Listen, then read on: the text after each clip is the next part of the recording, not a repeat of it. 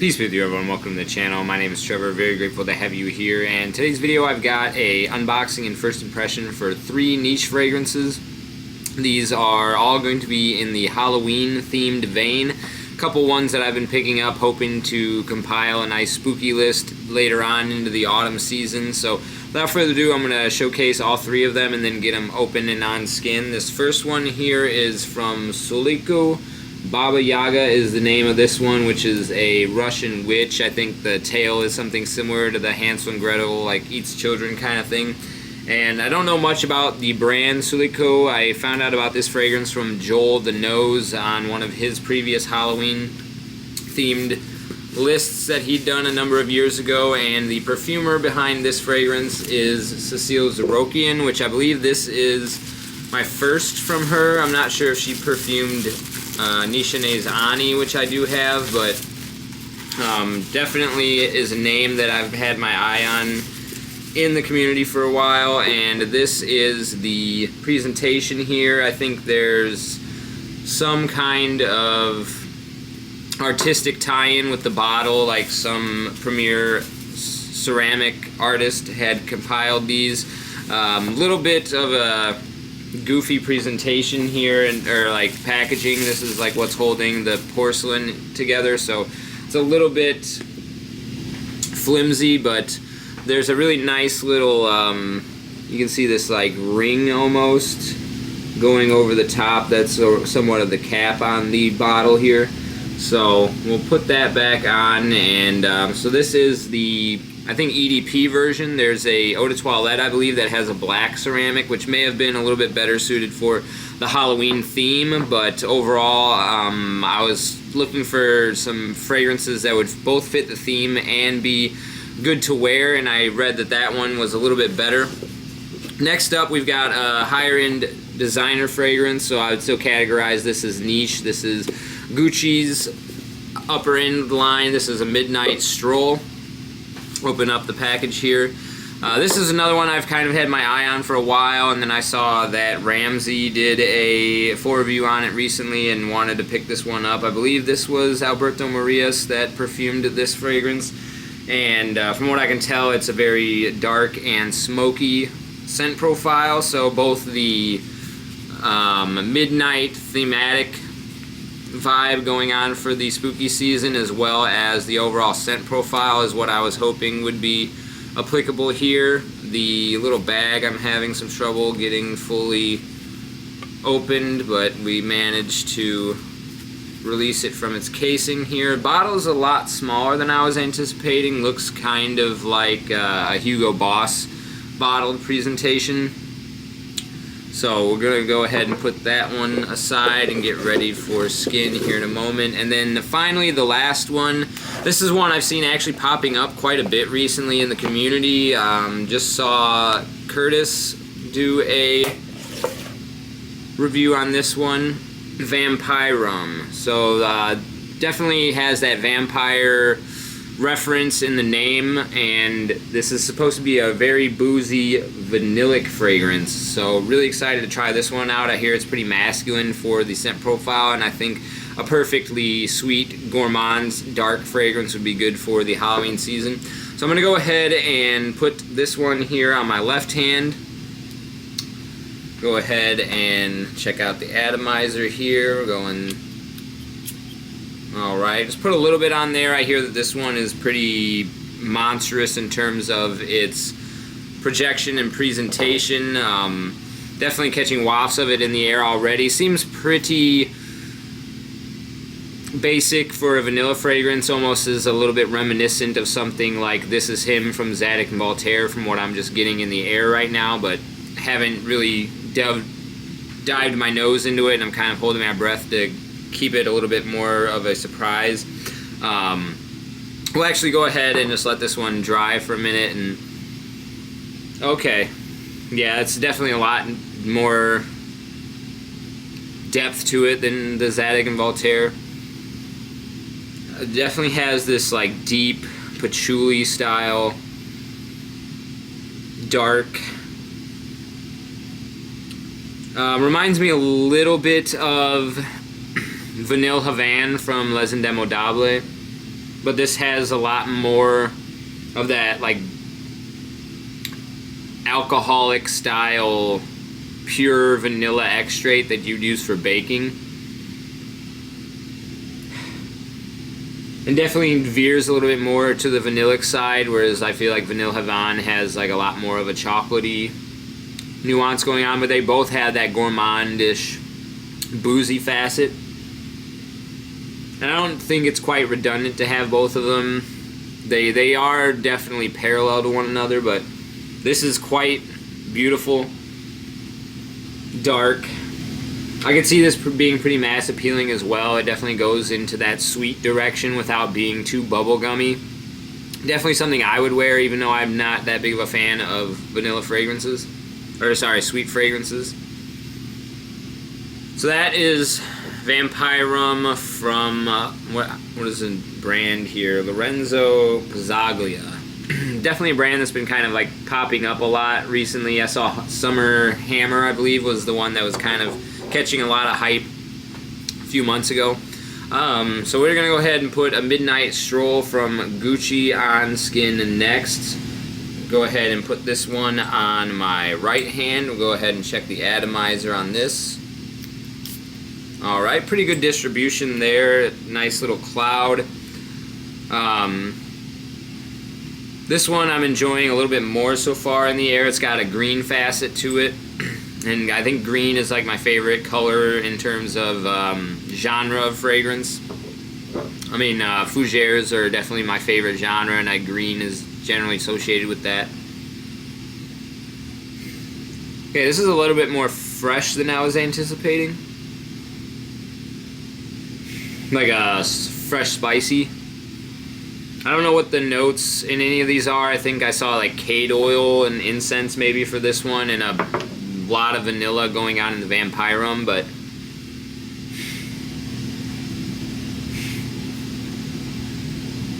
I'm going to put one more spray on of the Gucci real quick.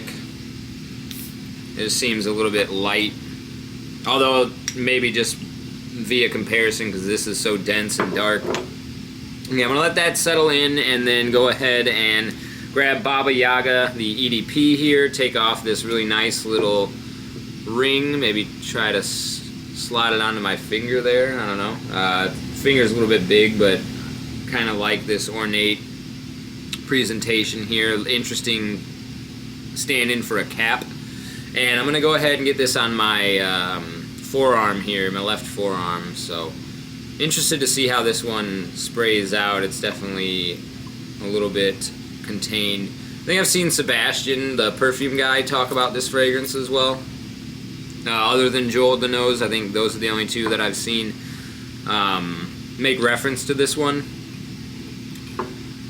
And so far in the air, this one smells a little bit more perfumey, like maybe feminine leaning.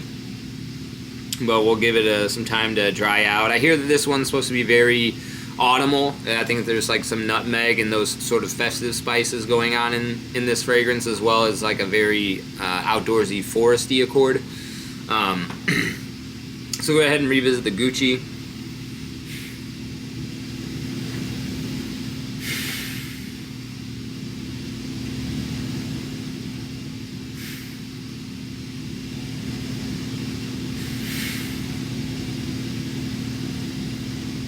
Yeah, so the Gucci is a lot more bright than I was anticipating. I've seen it being referenced as something very gothic and dark.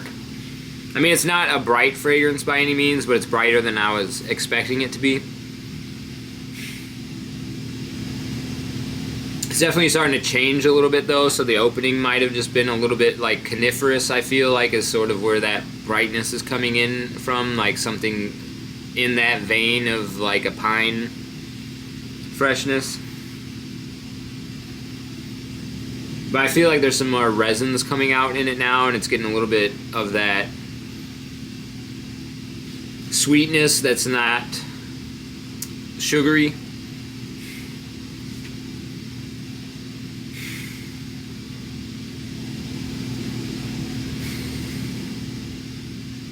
Ooh.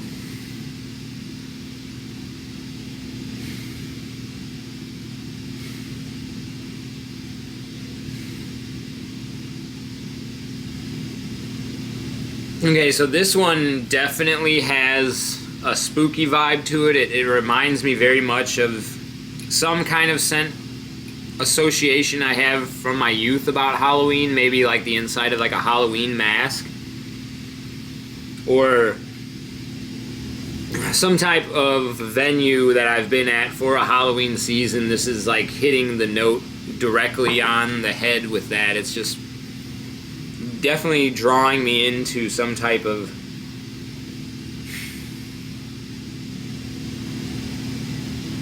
like corn maze or hayride or something of that nature that's captures the foliage or like the outdoorsy sensation of being around like hay and manure and soil. Although it's not quite the earthy aspects of things like that, but like the dried vegetation that's going on deep into the autumn towards Halloween. I don't know how wearable this one is, but it definitely is very transportative, so it definitely has this very unique quality about it that makes it, you know, maybe worth owning as a niche fragrance, but it's definitively, this is the most niche out of these three, I want to say, in terms of just being an art piece.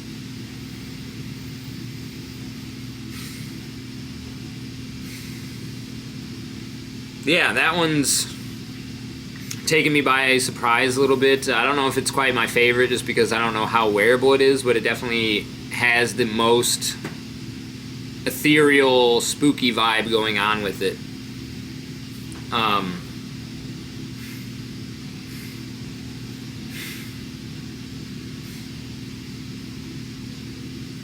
And I feel like this is probably the most wearable, to no surprise. Just a nice dark vanilla, which vanilla I think is probably one of the most well-loved fragrance notes, definitely by the masses as well.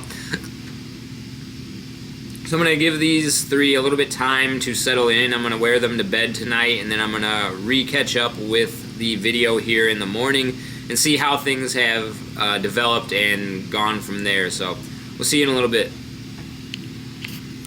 Alright, so doing a follow-up on my first impressions of these three Halloween-themed niche fragrances. So again, we had Gucci A Midnight Stroll, really beautiful bottle. Big fan of the presentation here, not a big fan of the price point, especially for how simplistic these fragrances are. At least, that's the only one I've tried from the Alchemist Garden line, but it's my understanding that they were all intended to be layered, so they have a simplistic sort of linearity to them. And don't know if the price point is quite justified for that. I think you're paying a lot for the name Gucci. But still a fine fragrance. We'll get more into my follow-up impressions there. And then we also had Vampyrum from Lorenzo Pizzaglia. First one that I've tried from this brand, but pretty impressed so far. Like the presentation and the quality there.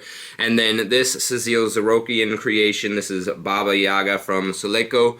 And so spending a little bit more time with them, wearing them to bed at night, and then I showered this morning and then reapplied both the Gucci and the Baba Yaga just to get a further impression on those. This one in particular was quite potent, so I feel like the most authentic impression of this on the first spray there. I think this one kind of nose blinded me a little bit to the other two scent profiles because it's so potent. Again, this one did remind me a little bit of Vanille Havane from Les Indemodables.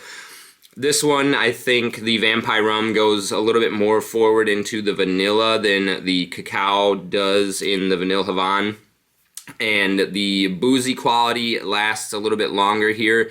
It also has, at least the boozy quality I get out of this fragrance does have like a cold quality to it as opposed to some of the more warm facets of boozy notes. This kind of reminds me of that very sharp alcohol that you get from a extract of vanilla for baking goods.